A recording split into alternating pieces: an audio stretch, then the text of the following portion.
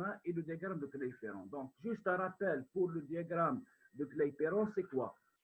N'oublie pas une chose, qu'un système gazeux, donc lorsqu'on veut définir un système gazeux, il y a trois paramètres avec lesquels on va définir le système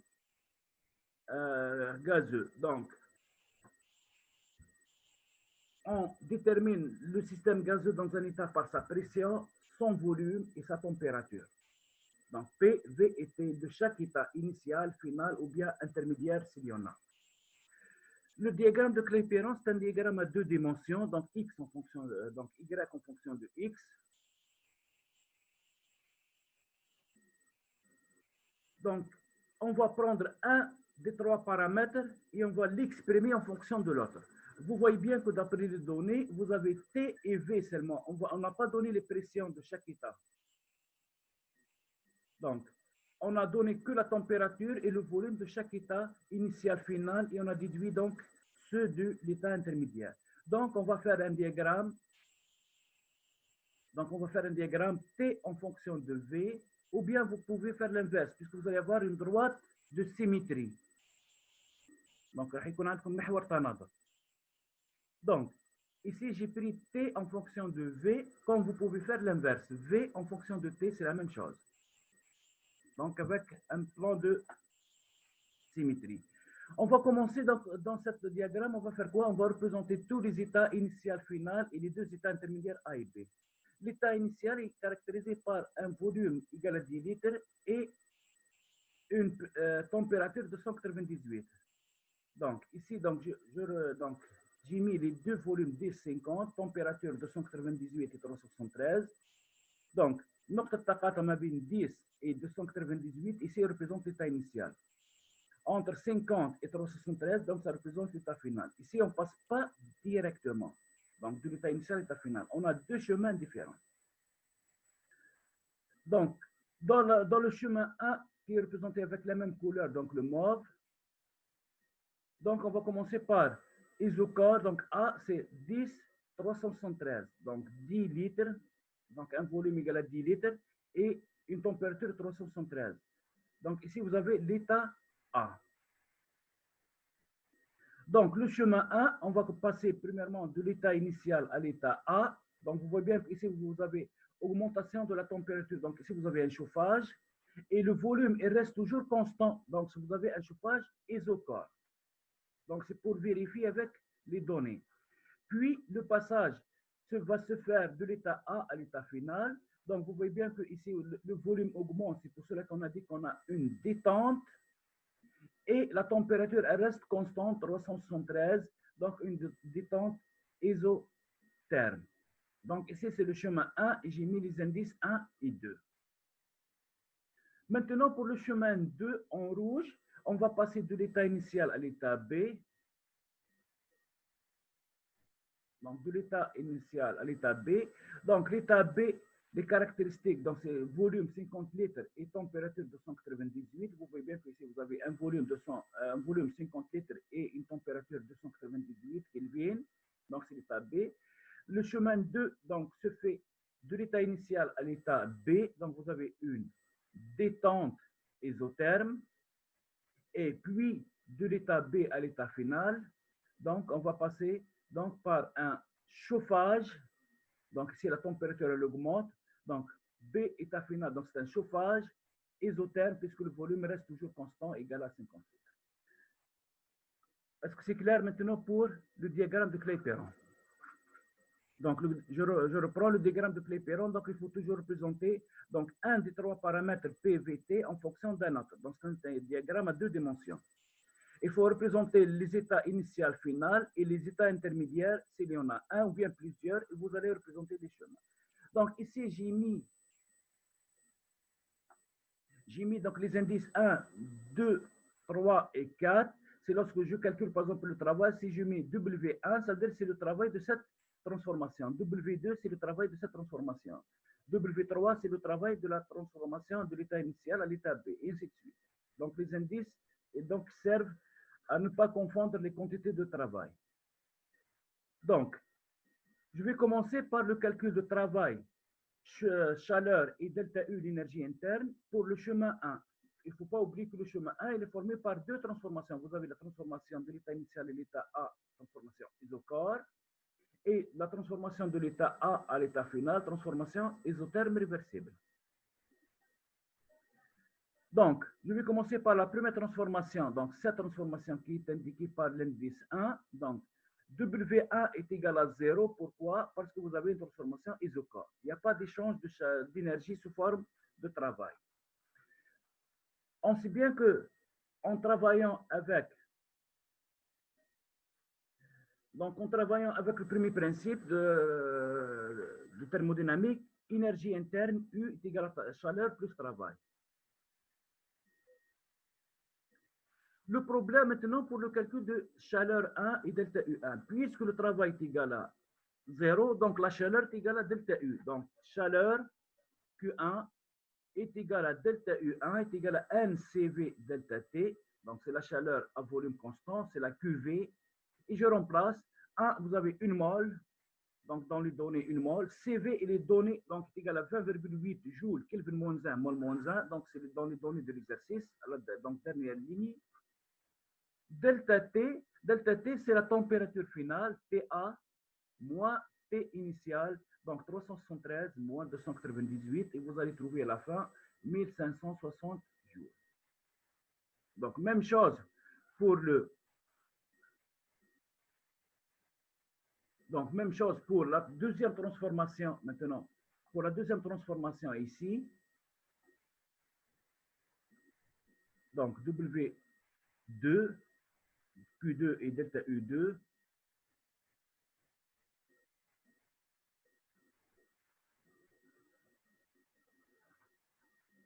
donc اللي قديسما يفيريفي les paramètres تاعو. Le problème او عنده هو مش من عندنا. Est-ce que c'est clair? Donc, transformation de l'état A, donc vers l'état F. Donc, puisque c'est une transformation isotherme réversible, donc le travail W2, ça a été déjà démontré sur le cours et sur l'étude d'Hydernum. Donc, je ne vais pas refaire la formule. Donc, c'est moins NRT, ln de volume final sur le volume initial. Donc, le volume final, c'est VF et volume initial, c'est le VA, le volume de l'état intermédiaire. Vous remplacez N par 1, R par la valeur qui a été donnée sur l'exercice, 20,8. Vous avez température, donc 373. Vous avez le volume de l'état F et de l'état A, et vous allez trouver à la fin moins 4988,66 joules. Donc, je vous laisse donc de refaire les calculs. Maintenant, pour le calcul de la chaleur, je vous ai dit qu'en cours et en TD, la chaleur, la chaleur, il y a deux cas, si vous avez un système gazeux, comme deux cas seulement, deux cas.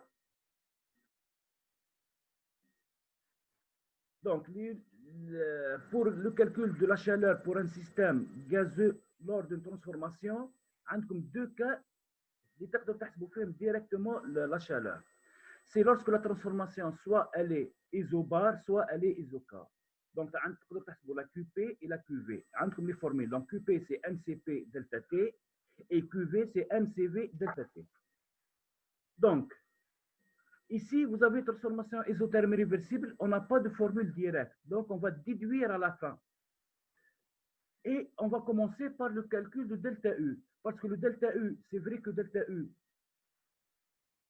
le delta U, donc l'énergie interne, on a deux formules. Donc, vous avez la première formule, c'est travail plus la chaleur. Lorsque vous allez appliquer donc, le premier principe de la thermodynamique, donc U est égal à U plus Coulomb. Donc, énergie interne est égale à travail plus chaleur. Donc, si vous avez un problème, vous pouvez m'arrêter. Donc, je suis en train en même temps de lire vos commentaires.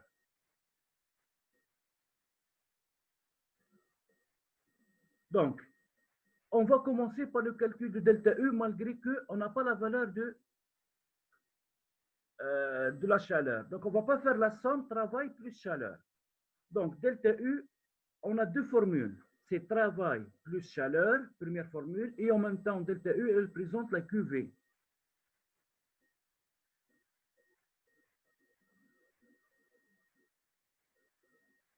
Donc, petit à petit. Donc, d'accord. Donc, je vais réduire la vitesse.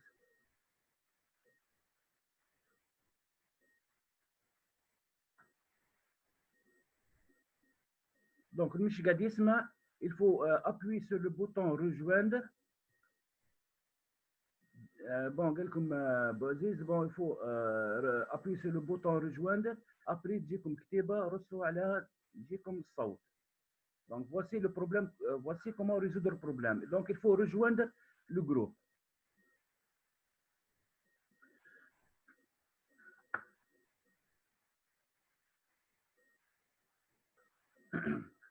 Donc, delta U est égal à la chaleur à volume constant. Donc, toujours, si on ne peut pas faire le calcul de delta U à partir de somme travail plus chaleur, donc vous allez faire quoi? Vous allez passer à la deuxième formule, puisque U, c'est une grandeur d'état. Donc, c'est mCV delta T. Donc, ici, j'ai écrit que delta U2 est égal à 0. Pourquoi? Puisque c'est isotherme réversible. Donc, TF est égal à TA. Donc, mCV fois 373 moins 373, donc c'est égal à 0. Donc, ceci implique que la chaleur Q2 est égale à moins le travail 2. Donc, plus 4988,66 jours. Donc, on a calculé le travail, la chaleur, l'énergie interne, pour la première transformation, donc entre parenthèses le 1, entre parenthèses donc 2. Donc, et maintenant pour tout le chemin. Donc là, c'est-à-dire que lorsqu'on passe de l'état initial, l'état final, avec le passage de l'état intermédiaire A. N'oublie pas une chose que à chaque fois, je précise sur le TD que le système, il échange, donc le système échange avec son milieu extérieur que les grandeurs extensives. Donc, il faut dire la somme.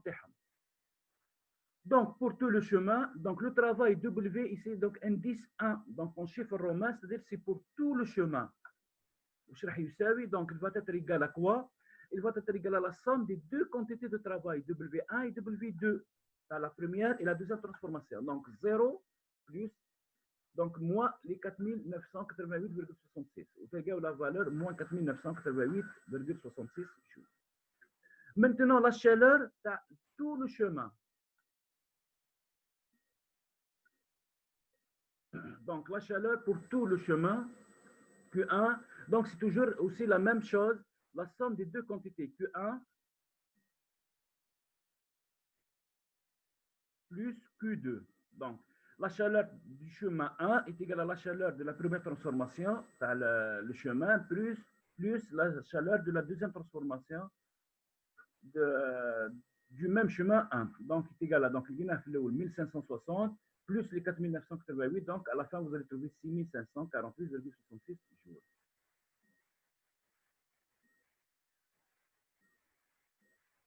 Et delta U1, donc ce sera aussi la même chose, la somme des deux quantités, 0.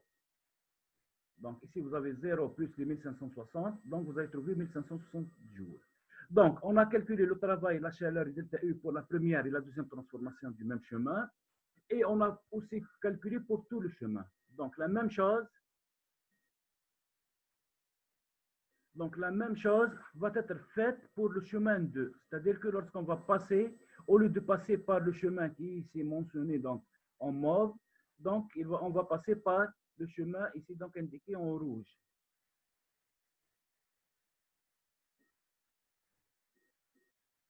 Donc, c'est-à-dire maintenant, je vais prendre les indices 3 et l'indice 4. Donc, on va faire la même chose. Chemin 2, première, deuxième transformation.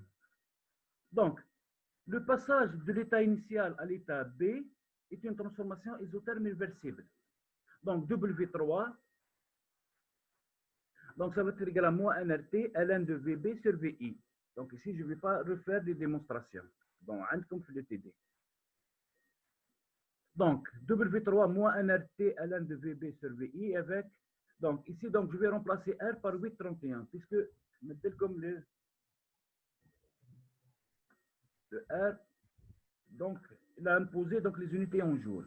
Après calcul, donc comme le VB, VI, comme la température T qui est égale à 298, N c'est une mole, R c'est 831, vous allez trouver moins 3985,58 jours.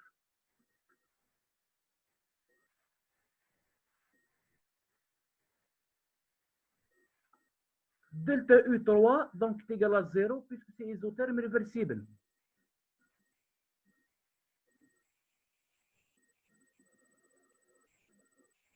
Donc, delta U3 est égal à 0.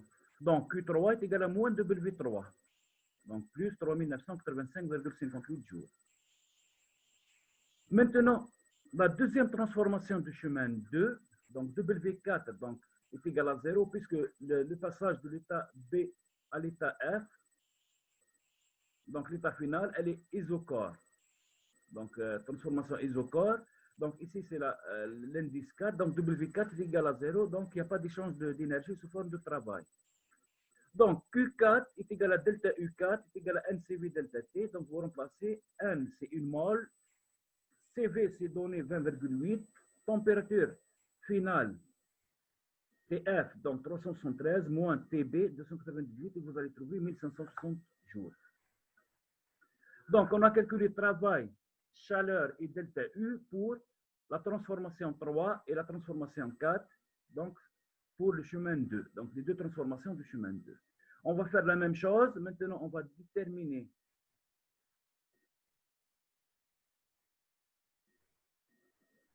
donc, on va déterminer le travail, la chaleur et delta U pour l'ensemble, donc le chemin 2. Donc, W2, donc l'indice ici 2, c'est le chemin 2, donc qui est mentionné en rouge. Donc, c'est la somme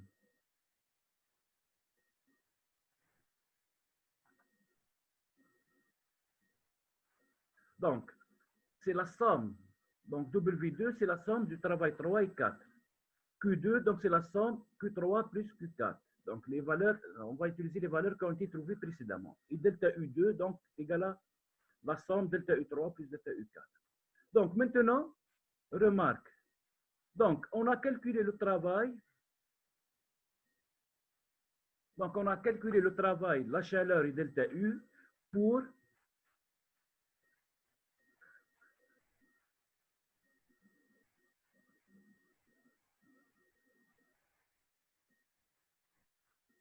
donc, on a calculé donc on calcule le travail, la chaleur. Donc, on a calculé le travail, la chaleur et delta U pour le chemin 1 et le chemin 2. On va faire la comparaison. En comparant delta U1 avec delta U2, on a trouvé la même valeur, 1560 jours. Si vous comparez le travail échangé pour le chemin 1 et le chemin 2, chemin 1, moins 4900, pour le chemin 2, moins 3900, donc des valeurs différentes. Et même chose pour la chaleur, donc plus 6000 chemin 1, plus 5000 et quelques donc pour le chemin 2. Donc, on trouve la même valeur de delta U, ça veut dire que vous avez une grandeur d'état et des valeurs de travail et des chaleurs différentes, puisque le travail et la chaleur, c'est une grandeur de parcours. Donc, et avec ce point, je termine l'exercice 5. Donc, il ne me reste pas beaucoup de temps. Je vais faire un autre exercice. Donc, rapide. Et le reste, l'IUGOD en TD le 16 août. Donc, je vais choisir un autre exercice rapide.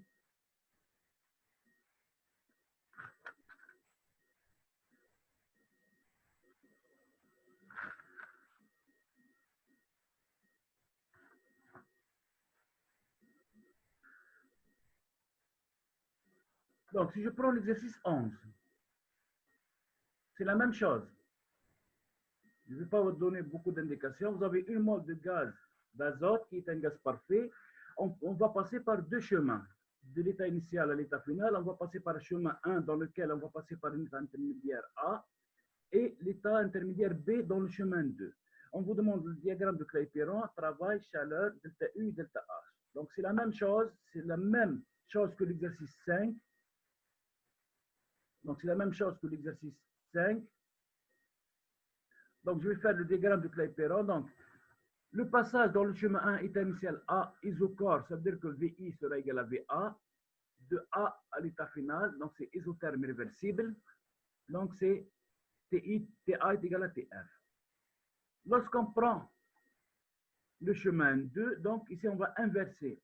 Donc on va commencer par isotherme réversible, puis on va passer donc à isochore. Et avec ces deux transformations, on va déterminer donc la température et le volume à chaque état intermédiaire, A et B. Maintenant, vous allez faire le diagramme. Donc là, c'est le même principe. Vous allez mentionner l'état initial et l'état final. Donc ici, j'ai utilisé T en fonction de V, comme vous pouvez faire l'inverse, c'est la même chose. Vous allez mettre l'état A, l'état B, donc l'état A et l'état B, et vous allez faire donc les transformations 1, 2 pour le chemin 1, 3 et 4 pour le chemin 2. Donc, le travail, chaleur et delta U, c'est le même principe. Ici, j'ai utilisé donc CV et CR, puisqu'on a un gaz, donc 5 sur 2R et 7 sur 2R, puisque vous avez un gaz diatomique qui est l'azote N2. Donc, pour le travail, chaleur et delta U, c'est le même principe que l'exercice 5. Le seul paramètre ici en plus, c'est le delta H. Donc, delta H, c'est une QP, c'est une chaleur échangée à pression constante. Donc, delta H1, delta H2, delta H3 ou bien 4, donc c'est le NCP delta T. Donc,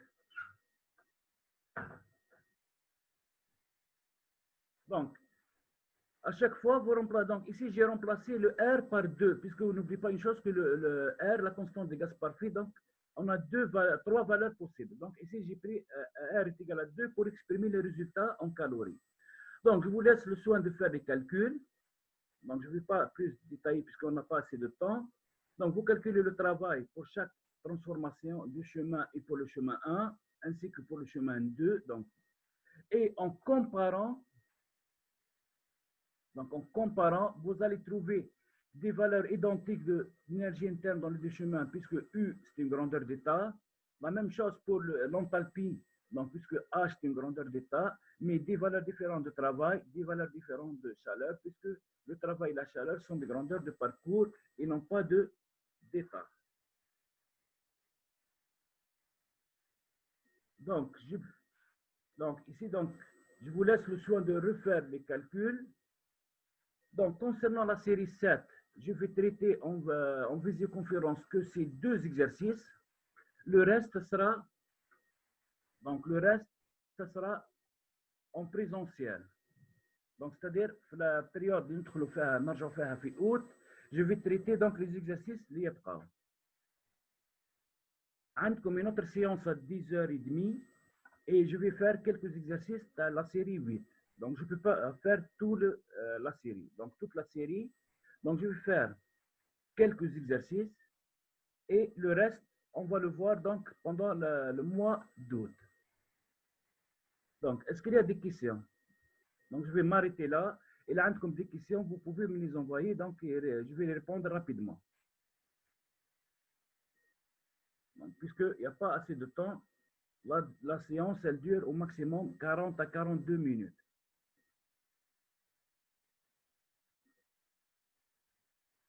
Donc, je vous rappelle que à 10h30, donc vous allez avoir une autre séance et ce sera la série 8. Je vais faire quelques exercices. Donc, tout dépend.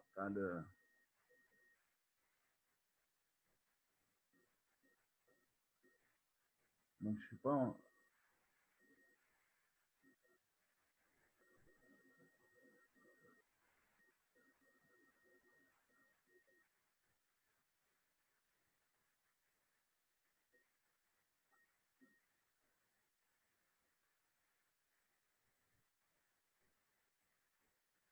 Donc, j'espère que j'étais clair. Donc, Rudy Manel, c'est clair. Merci.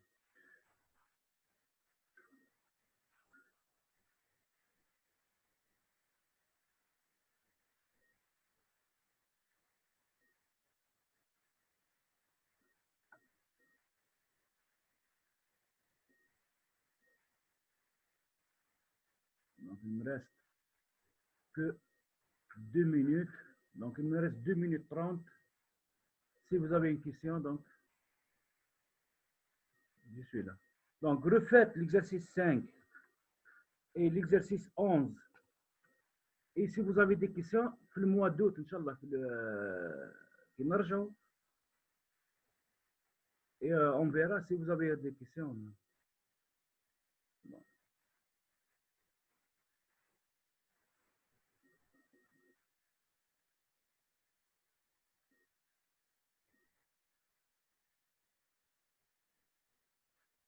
Donc, je vais mentionner.